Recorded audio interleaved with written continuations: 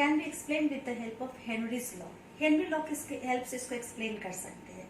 In one word अगर हम समझना चाहें तो हम कह सकते हैं कि if the pressure increases the solubility of a gas in a particular liquid increases. अगर हम प्रेशर को बढ़ाएंगे किसी गैस का, जितना ज्यादा उसको कंप्रेस करेंगे उस गैस की सॉलिबिलिटी उतनी ही ज्यादा किसी लिक्विड में बढ़ेगी। आपने पढ़ा है कि प्रेशर बढ़ाने पर गैसेस हाईली कंप्रेसिबल होते हैं, तो प्रेस करेंगे तो वो कंप्रेसिबल होंगे, इजिली लिक्विफाइबल होंगे और वो आसानी से गैस में जाकर के उसमें सॉल्युबल हो जाएंगे। तो एक हमारा इफेक्ट ऑफ प्रेशर है कि as the pressure increases the solubility of a gas increases in a particular liquid. This can be explain with the help of Henry's law. Effect of pressure को बताने के लिए हेनरी ने एक law दिया। Actually ये लॉ एक quantitative relationship बताता है कि कितना प्रेशर बढ़ाने पर क्या उसकी सॉलिबिलिटी होगी। मतलब this gives a quantitative relationship between the pressure and the amount of gas soluble. You will say solubility of the gas, उसके बीच के क्वांटिटेटिव रिलेशनशिप को जो लॉ बताता है that is called Henrys law. What is Henry's law? Henry's law को हम explain कर सकते हैं इन द स्टेटमेंट। हम इसको बता सकते हैं the solubility of a gas in a liquid is directly proportional to the pressure of the gas over the solution. It means कि किसी गैस की सॉलिबिलिटी किसी भी लिक्विड में डायरेक्टली प्रोपोर्शनेट होती है उस गैस के प्रेशर पर जो उस सॉल्यूशन पर एक्सर्ट कर रहा है। जितना ज्यादा प्रेशर के साथ गैस अप्लाइड होगा उतना ही ज्यादा वो उसमें डिसॉल्व करेगा, उतना ही हाईली सॉल्युबल होगा।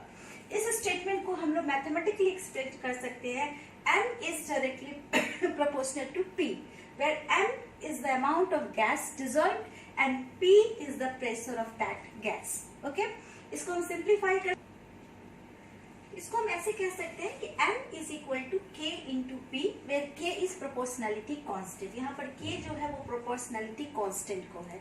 K को हम डिफाइन कर सकते हैं कि अगर प्रेशर हमारा 1 atm हो, अगर गैस का प्रेशर 1 atm हो, उस समय जो भी उस गैस की सॉलिबिलिटी होगी किसी भी पर्टिकुलर सॉल्वेंट में हम उसको K कह सकते हैं। वी में से कि M is equal to K। It means कि अगर प्रेशर 1 atm है उस समय किसी लिक्विड में जितना भी अमाउंट डिसॉल्व कर जाएगा that is equal to K, वो इस प्रोपोर्शनैलिटी कांस्टेंट के इक्वल होगा। तो हमारे पास हेनरीज लॉ का एक फर्स्ट एक्सप्रेशन आता है कि M is equal to K into P, okay, where K is proportionality constant. तो एक तो न्यूमेरिकल्स आपको मिलते हैं जो डायरेक्टली आप इस फॉर्मूले से इसको सॉल्व कर सकते हो। इससे रिलेटेड एक और क्वेश्चंस आपको बन सकते हैं जिसमें आपको किसी पर्टिकुलर प्रेशर पर किसी गैस की सॉलिबिलिटी दी हो और है कि प्रेशर अगर हम चेंज करते हैं तब सॉलिबिलिटी पर क्या इफेक्ट आएगा। उस समय के उस टाइप के न्यूमेरिकल्स के लिए हम लोग इसी से एक फॉर्मूले को डिराइव कर सकते हैं और वो क्या है कि M is directly proportional to P, so we may write M1 by P1 is equal to M2 by P2। इस फॉर्मूले को यूज करके हम उस तरह के न्यूमेरिकल्स को सॉल्व कर सकते हैं। इसमें पर्टिकुलर प्रेशर P1 पे में जो सॉलिबिलिटी है दैट इज M1, और अगर प्रेशर चेंज होता है तब क्या सॉलिबिलिटी होगी, हम लोग इस फॉर्मूले के हेल्प से इस तरह के न्यूमेरिकल्स को सॉल्व कर सकते हैं। तो अगर आपके बुक में ऐसा क्वेश्चन हो तो आप इस फॉर्मूले को यूज करिएगा तो वो क्वेश्चन आपका सॉल्व हो जाएगा। अब इसी हेनरीज लॉ का एक अनदर फॉर्म भी है जिसमें इसी सॉलिबिलिटी को हम मोल फ्रैक्शन के टर्म में बता सकते हैं। अगर ऐसा भी केस हो कि किसी लिक्विड में एक से ज्यादा गैस डिसॉल्व हो तो हम लोग उस समय सॉलिबिलिटी को उसके मोल फ्रैक्शन के रूप में भी बता सकते हैं। तो solubility can also be expressed in terms of mole fraction, कि कितना अमाउंट डिसॉल्व है उसको हम लोग वहां पर सॉलिबिलिटी के टर्म में एक्सप्रेस करेंगे, मोल फ्रैक्शन के टर्म में सॉलिबिलिटी। ओके, तो उस तरह से हम लोग हेनरीज लॉ को एक अनदर फॉर्म में डिफाइन कर सकते हैं और वो क्या है कि the mole fraction that is called solubility of a gas is directly proportional to the partial pressure of that gas in the solution.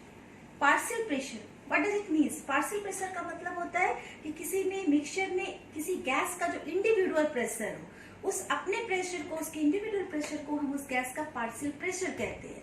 तो किसी गैस की सॉलिबिलिटी कितनी होगी, उसका मोल फ्रैक्शन कितना होगा, वो उसकी पार्शियल प्रेशर पर डिपेंड करेगा।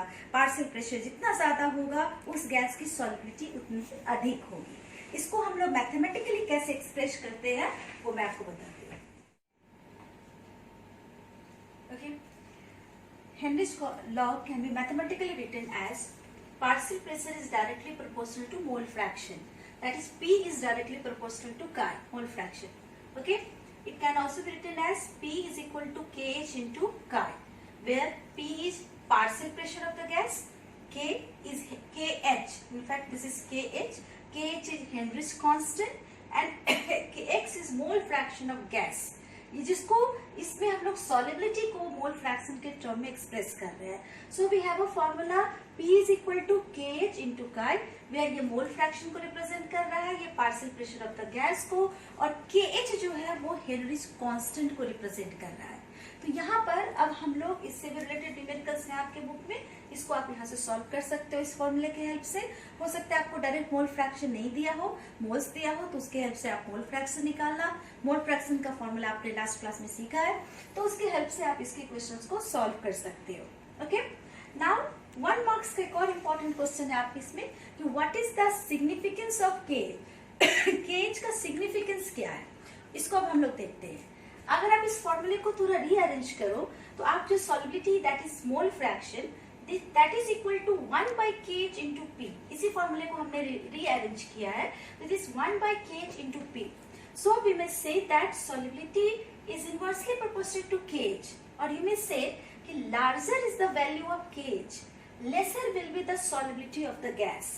इस पर क्वेश्चन है आपके पास कि जैसे दो गैस है, आपको दिए हुए गैसेस जिनका KH का वैल्यू दिया हुआ है और आपको कंपेयर करना है कि which one gas is more soluble.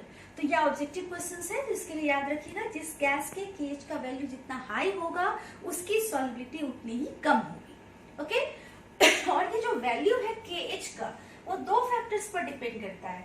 Nature of the gas, मतलब अलग अलग गैस के लिए KH का वैल्यू अलग है, कांस्टेंट है, but this is significant constant, specific constant है. ये अलग अलग गैसेस के लिए KH का वैल्यू अलग होगा. और साथ में ये डिपेंड करेगा टेम्परेचर पर. इस बात का मतलब है कि सेम ही गैस के लिए, जैसे ऑक्सीजन है, तो दो डिफरेंट टेम्परेचर पर KH का वैल्यू ऑक्सीजन के लिए भी क्या होगा, डिफरेंट होगा. तो इस बात को आप माइंड में रखिएगा कि KH का वैल्यू जितना लार्जर उसकी सॉल्युबिलिटी उतनी ही कम. और साथ ही इसको भी याद रखना है कि KH का वैल्यू दो फैक्टर्स पर डिपेंड करता है. First solubility, first nature of the gas, कौन सा गैस लिया, नाइट्रोजन लिया है कि हाइड्रोजन लिया है कि हीलियम लिया, उस पर डिपेंड करेगा. और दूसरा टेम्परेचर पर कि आप उस पर्टिकुलर गैस का किस टेम्परेचर पर आप उसकी सॉल्युबिलिटी देख रहे हो, उसका KH का वैल्यू देख रहे हो. ठीक है, इसको कुछ फिगर से, कुछ एग्जाम्पल से इस टॉपिक को मैं एक्सप्लेन करती हूँ. इस टेबल के जरिए हम लोग KH के डिफरेंट वैल्यूज को समझ सकते हैं. अभी मैंने आपको बताया कि KH जो है वो दो फैक्टर्स पर डिपेंड करता है, नेचर ऑफ द गैस और टेम्परेचर. जैसे इस चार्ट से, ये बुक से ही आपका चार्ट है, इस चार्ट के वैल्यू से आप जान सकते हो कि सॉल्युबिलिटी कैसे डिपेंड करता है KH पर, या KH का वैल्यू जो है वो कैसे डिपेंड कर रहा है गैस के नेचर पर और टेम्परेचर पर. जैसे आप देखिए सेम टेम्परेचर हमने रखा है 293, 293, 293. सेम टेम्परेचर पर अगर आप चेक करो तो हीलियम, नाइट्रोजन एंड ऑक्सीजन, इन सब के KH के वैल्यू देखिए आपको डिफरेंट है. इन KH के वैल्यू के बेसिस पर आप ये समझ सकते हो कि इन सारी गैसेस में अगर सेम टेम्परेचर पर हम बात करें तो सबसे ज्यादा सॉल्युबिलिटी ऑक्सीजन की है, उससे कम सॉल्युबिलिटी आपको नाइट्रोजन की है, और इन तीनों में सबसे कम सॉल्युबिलिटी किसकी है, हीलियम की है. तो अगर आपको ऐसा क्वेश्चन आता है कि दो गैसेज है जिसका KH का वैल्यू दिया है या ऑब्जेक्टिव में 4 दी है, तो जिसपे सबसे कम KH का वैल्यू होगा उसकी सॉल्युबिलिटी सबसे ज्यादा होगी. इसी चार्ट से आप एक चीज ये भी देख सकते हो, जैसे हमने सेम गैस कंसीडर किया, इसमें देखिए दो ऑक्सीजन गैस ही है, बट अलग अलग टेम्परेचर पर जब हमने इसका KH का वैल्यू चेक किया तो हमने देखा कि जब टेम्परेचर हमारा राइज किया है तो आप देख रहे हो कि KH का वैल्यू भी क्या हो गया, बढ़ गया है. अभी आप इसको इस पॉइंट से कोरिलेट करो जो अभी मैंने जस्ट बताया कि जब हम टेम्परेचर इंक्रीज करते हैं तो गैस की सॉल्युबिलिटी घट जाती है. आप इससे भी इस चीज को यहाँ से वेरीफाई कर सकते हो कि जब हमने टेम्परेचर बढ़ाया तो आप देखो कि KH का वैल्यू इंक्रीज कर दिया. इट मीन्स हायर टेम्परेचर पर KH वैल्यू ज्यादा है. It represents that the solubility of the gas at higher temperature is lower, वो कम जाएगी सॉल्युबिलिटी.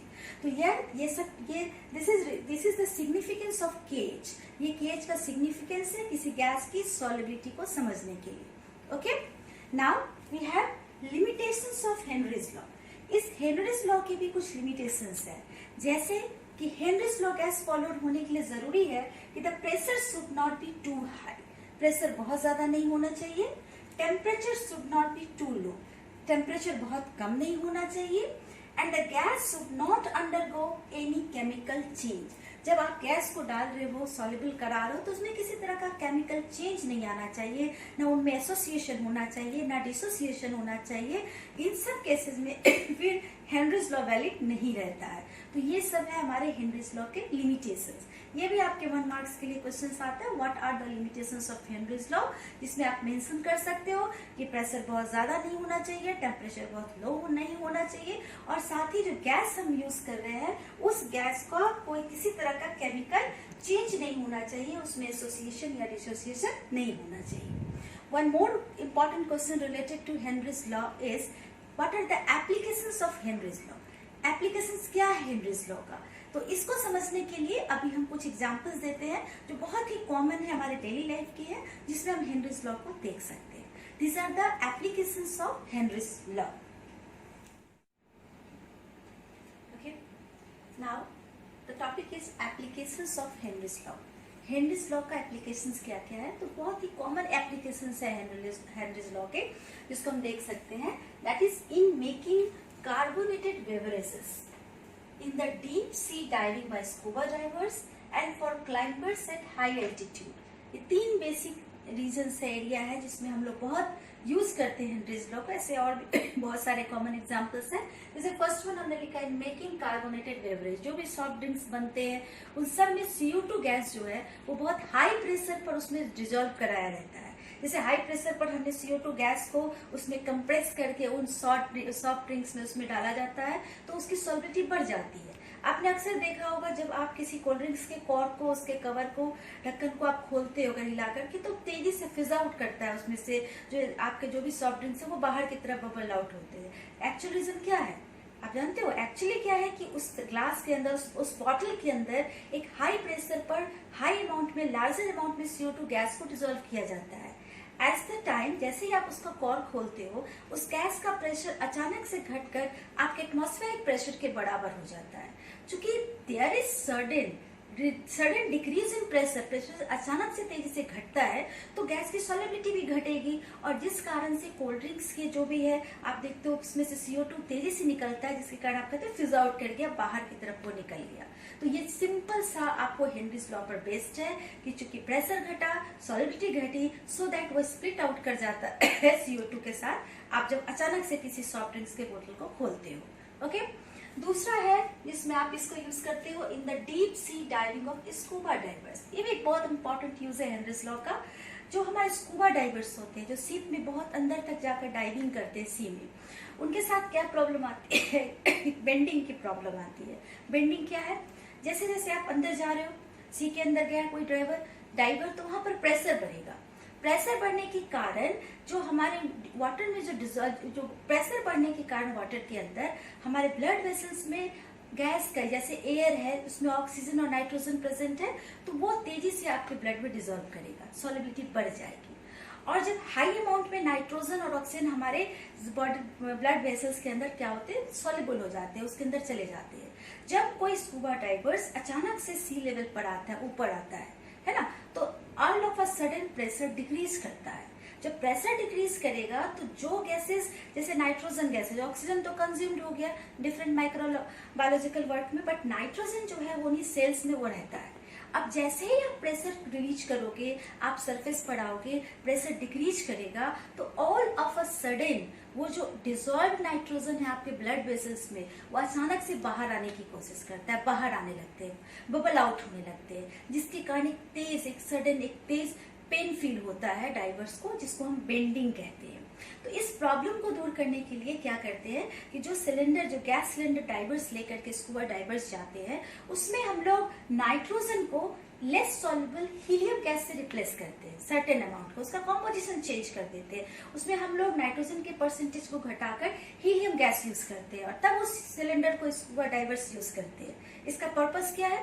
पर्पस ये है कि नाइट्रोजन के कॉम्पेरेटिवली हीलियम की सॉल्युबिलिटी कम है, तो हाई प्रेशर पर भी कम अमाउंट में हीलियम ब्लड वेसल्स में डिजोल्व करता है, जिसके कारण ये बेंडिंग की प्रॉब्लम जो है उसको नहीं हो पाती है। बेंडिंग की प्रॉब्लम से स्कूबा डाइवर्स बच जाते हैं।